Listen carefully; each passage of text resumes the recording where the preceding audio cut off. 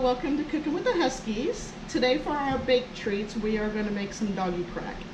In the cookbook it's actually called liver baked fudge, but my friend was telling me, hey, you know, this is like crack for dogs. So that's where I came up with doggy crack. I was like, you know, I'm going to call it that from now on. So thank you, Darlene.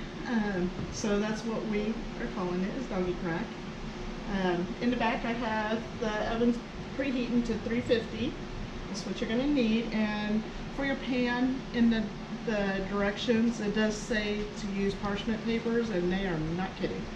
I tried this without the parchment paper and just did a non-stick spray and it stuck to the pan horribly.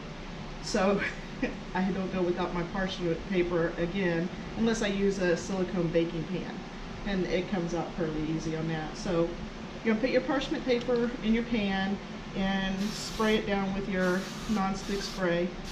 And I've already sprayed it just because the spray helps set the paper in there, and when it's dry it just wants to kind of float around. The paper does, and this just makes it so much easier. So while I'm making the treats, it gives it time to kind of get a little wet and warm the pan there a bit. So what it says in the book is to use a food processor. I didn't have much luck with the food processor, so I used my blender, and I have a Ninja, and it works amazing with the liver here. And I use a food scale to measure it.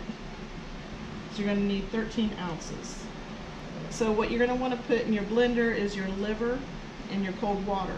What I like to do is my garlic clove, instead of chopping it up, I like to put it in my blender with the liver and stuff as well. So you're going to put your garlic in, and 13 ounces of liver, and it could be any kind of liver you want to use. I've used pork liver, lamb's liver, beef, and chicken so far, and they've all turned out really well. Well, the dogs think so. I haven't personally tried it. I'm not going to.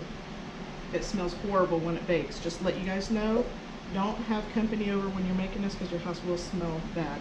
At least to me it stinks. So 13 ounces. Well, there's just a little over, so I'm just going to put what's left in here. It's 14 ounces, so a little bit extra is not going to hurt. And again, I encourage you to make sure you keep your hands clean and your work area clean, because like I said, you don't want to contaminate or cross-contaminate anything. So I use tongs when I handle that because it just is slimy. It's gross to me. So put that in there. And 1 cup cold water. And we're going to liquefy this, but you don't want it too liquefied. I like to be able to have little chunks of the liver still in there. And see how you can still see a little bit of chunky parts in there. That's your liver. And where did I put my bowl? So we're going to get our bowl. And again, I use my little coaster, the no slip coasters, and put there so my bowl doesn't slide all over the place. You're going to do 1.5 cups flour, and then you're going to do 1 egg and 2.5 ounces of olive oil, and then we're going to end up putting some turkey bacon in there as well. I'm going to get this mixed up a little bit, and then I'll add that, and then I'll chop this up and put it in there. And it's just 4 slices of turkey bacon, but since you make your own treats, you get to add a little more if you want. And so I added just 2 more slices.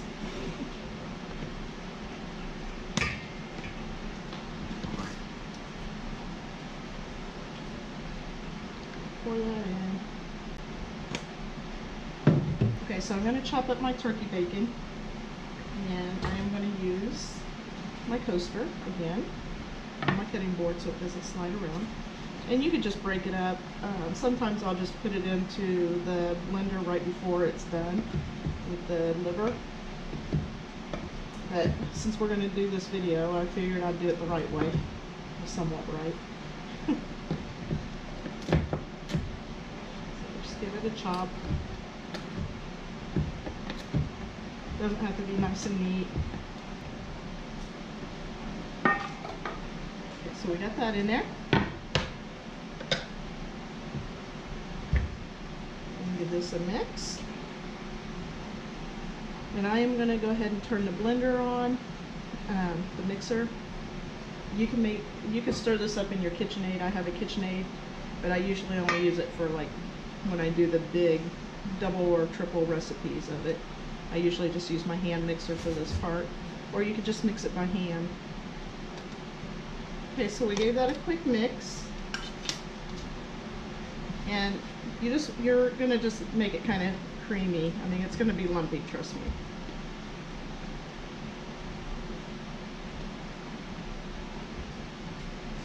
And then we're gonna pour it into our pan.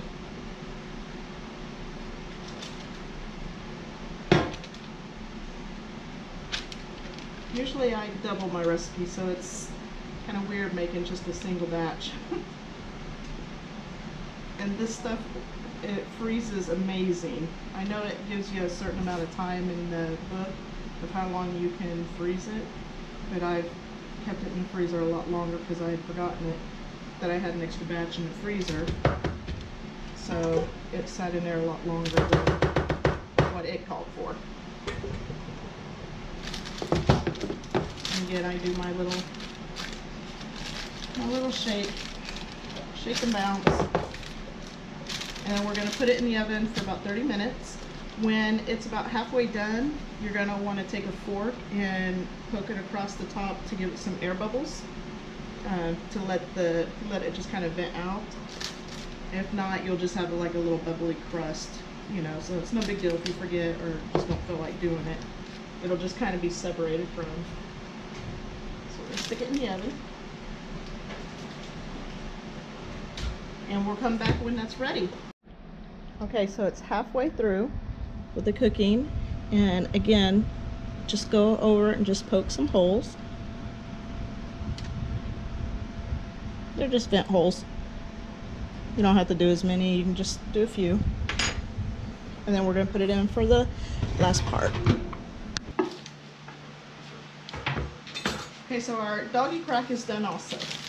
I wanted to show you a little trick that I do with the doggy crack to get it out, or anything else I need to cut, is I'll just put my cutting board on, and again I use my little no-slip coaster, and then just flip it over.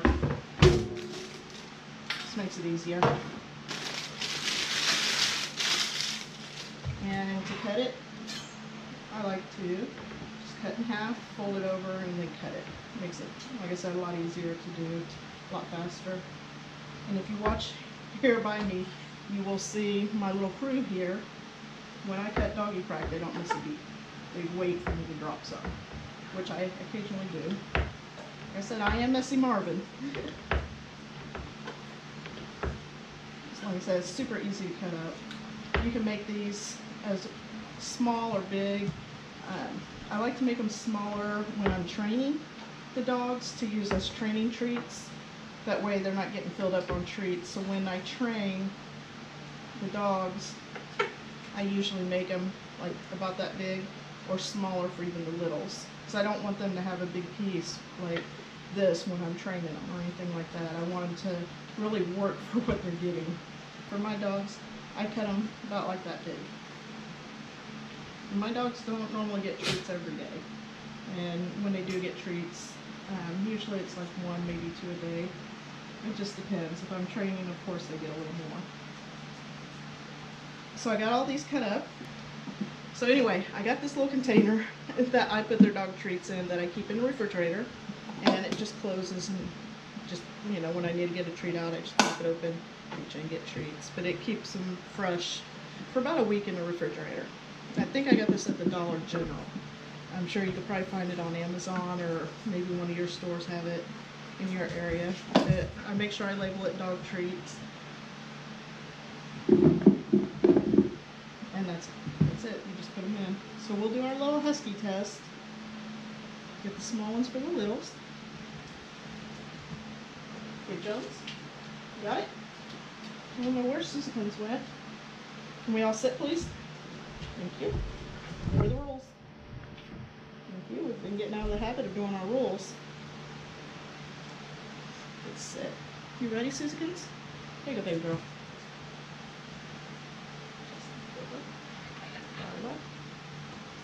Loki, what are the rules if you want a treat? What do you need to do? Thank you. Good boy. One more. Drogo, would you like another? Good job. It's not easy. Darla. Thank you. Good jumps. Drogo, would you like another treat? Come get it. I'm not going to throw it to you. Come in here. Good boy. That's all. Just two. You ready? There you go, buddy. Let's see. And there you go. They love their doggy crack. Like I said, they will not leave this area usually when I'm cutting up doggy treats. Usually they know what I'm making and they'll come in and sit with me the whole time I'm making it. Until it goes in the oven, they'll sniff the oven and walk off like, we really don't need it cooked, Mom. So anyway, I hope your dogs enjoy this doggy crack as well. Let me know in the comments what you think of it. And also what I forgot to tell everyone is to hit the little bell if you want to be notified when we put new videos up. I just learned about that today, so if you would like to get it noticed that we posted new videos, just hit that little bell icon. We'll talk to you guys later. Thanks again for watching Cooking with the Huskies.